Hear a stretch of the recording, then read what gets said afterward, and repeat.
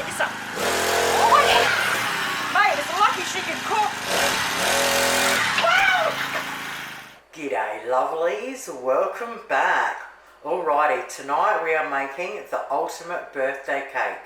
We're going to be using my very popular mud cake recipe. We need two 23 centimetre springform tins, and we need to line the base and the sides with baking paper. Now we want to preheat our oven at 180 degrees Celsius, and I have a plain electric oven. For the dry ingredients, we're going to need plain white sugar, plain flour, bicarb soda, baking powder and cocoa powder.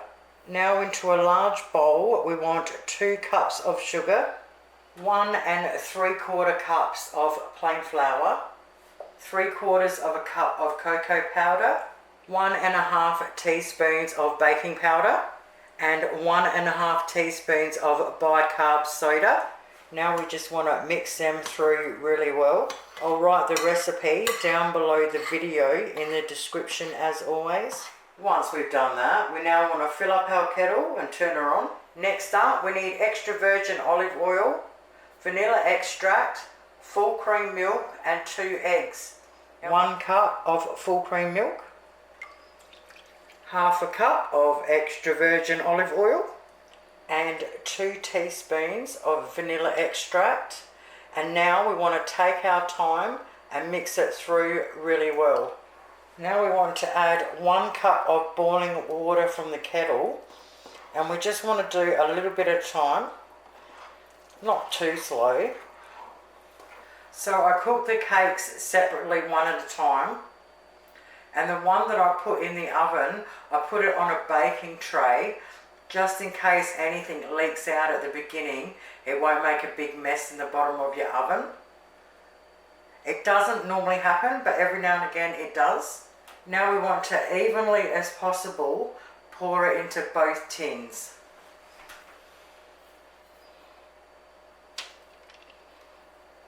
As soon as the oven is up to temperature, we want to put our first one in on a tray.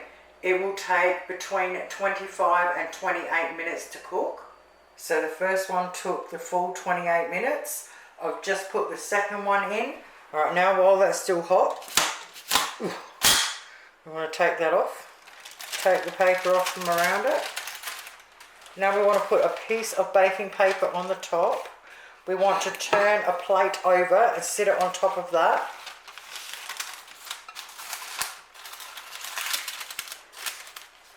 Then with a tea towel, we want to drag it across and gently turn it over. Then we just pull the paper a little bit down and flick the top off. Then we want to slowly peel the paper off. Oh mate. Oh, I can't tell you how good these are. Now you want to put it on a bench somewhere and let it completely go cold, and we want to do the exact same thing with the next one.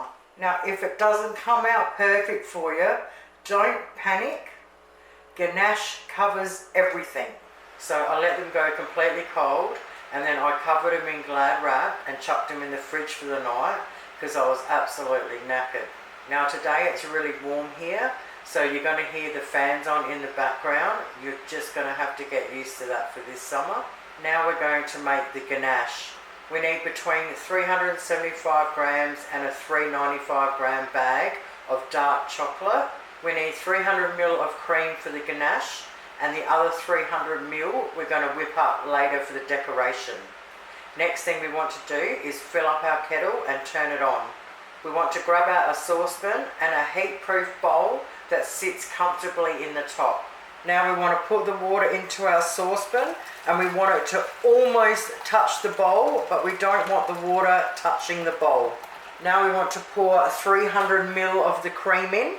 Now this does take a little bit longer doing it this way, but it's almost impossible to stuff up. And with the price of everything these days, you want to do it, you know what I mean? You don't want to take the risk of wrecking it and having to spend a boatload of money again to do it over. So I'd rather take a bit more time and definitely have it proper. Alright, I'm just working out 300 ml. Alright, so these Coles cooking buttons are reasonably small, which is great. Now if you get the bigger ones or the block chocolate, you want to chop it up as small as you can, and we now want to add them to the cream. Now for the first couple of minutes, I'll just leave it sitting there, and then I'll come in and give it a stir every minute or so until it's all melted through together. Now if it's hot, you'll probably do it with the 1 load of boiling water, but if you're making this cake when it's really cold, you might want to swap the water out halfway through. Alrighty, once it's melted down, it'll look like this. Whoa. Yeah, baby. Now we want to leave it sit there until it goes to room temperature. So when you go to fill the bowl and you can't feel it hot or cold, it's ready. And I always come along and stir it every minute just to make sure it doesn't set like on the top or anything. So just come out and stir it every minute or so until it's at room temperature. It doesn't feel hot and it doesn't feel cold. I've taken the Glad wrap off, and we need to get them to room temperature so as we're putting the ganache on, it doesn't set while we're spreading it. I should have really taken the cakes out of the fridge before I started the ganache, but normally I just make it all up at once, so I actually forgot about that. So yeah, if you put your cakes in the fridge, take them out before you make the ganache so they can warm up. So if I was just going to make this cake for when people come over, I would put the beaten ganache over all of it, but because we're doing it for a celebration, I get some of it, I pick which one I want as the top.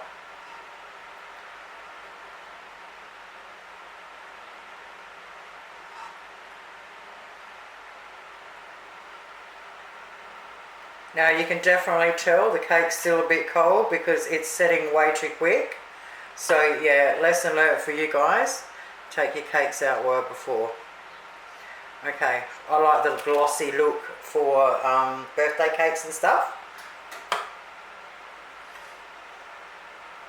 So you don't have to be too particular with it, and you'll see why later. So now we want to set that one aside on a bench somewhere and just leave it. Now if you did that when the cake was at room temperature, it would be completely flawless across the top. Beautiful and shiny with no lines. Now with the rest of it, we want to get our electric beater out, and we want to beat it up just like it was cream until it's nice and thick and whipped. We just want to scrape down the sides. Slowly mix it all in and get it all beautiful. Mate, absolutely amazing. Now I've got my next cake, turned it upside down onto a plate and peeled the paper off. So now we put about half or just over onto the cake.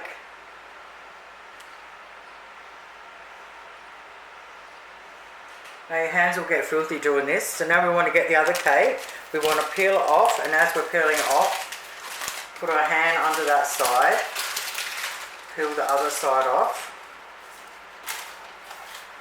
and then we want to try and get it in the middle.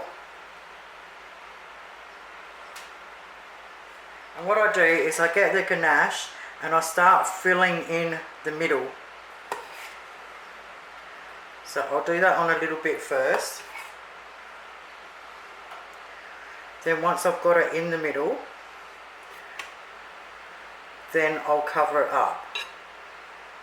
Once we're finished, we can just get a knife and just go around and scrape the excess off first. Now if you're gonna use a piping bag, you can always just pipe cream around it and cover it up if you wanted to. Now we want to get it brand new chucks out, and we just want to wet it really well and then squeeze it out really well, and basically just fold it up a bit, and we're just going to go around and just clean the plate. Now we want to whack it in the fridge exactly like that for 1 hour to set.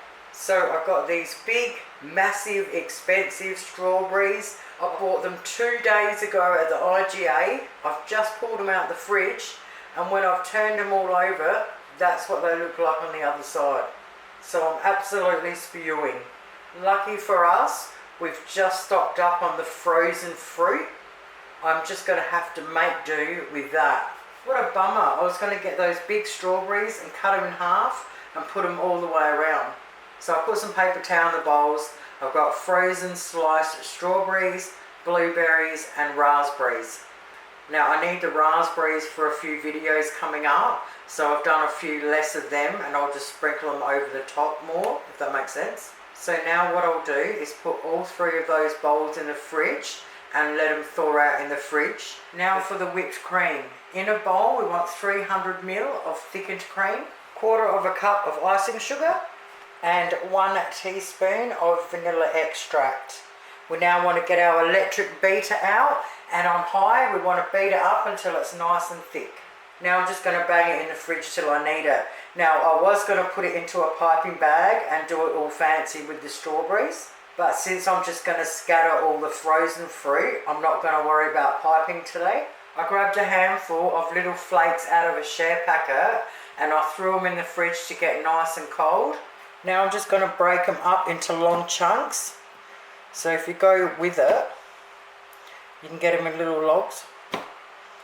And what you can't is nice and small to sprinkle over the top as well. So once you get them like that, throw the long bits into a small bowl and then just chop the smaller bits a bit smaller. Now I've finished doing them, I'll bang them in the fridge till we need them. Alright, so I had a couple of number candles. I pulled them out of the packets and that's how they were. I'm absolutely spewing. The happy birthday banner is actually a candle, I didn't realise that.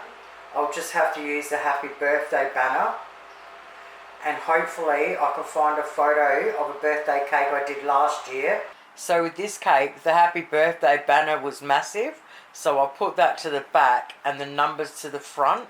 And I could only get the small packet of strawberries. So instead of cutting them in half like I was going to with the big ones, I put them on their whole after I put some chocolate over them. So with the cake we're making today, because the little happy birthday banner was littler, I was actually going to put the numbers to the back. And that was actually made with the exact same mud cake. And now we can decorate it however we want.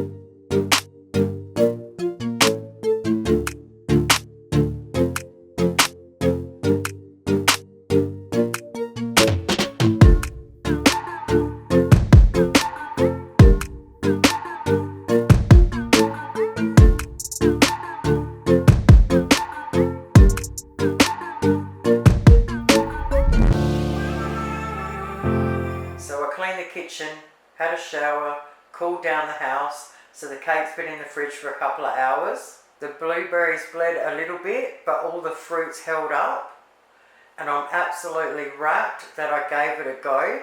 It definitely wasn't what I was expecting to do at the beginning of this bake, but it looks awesome and I think we pulled it off. So last thing left to do.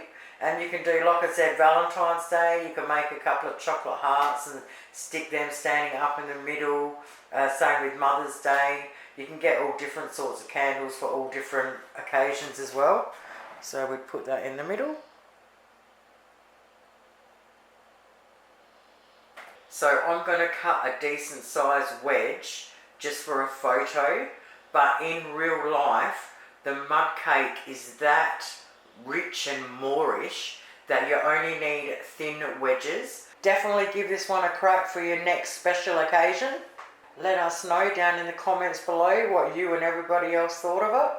Thank you guys so much for watching. Have yourselves a great night and I'll see you soon. Toodles.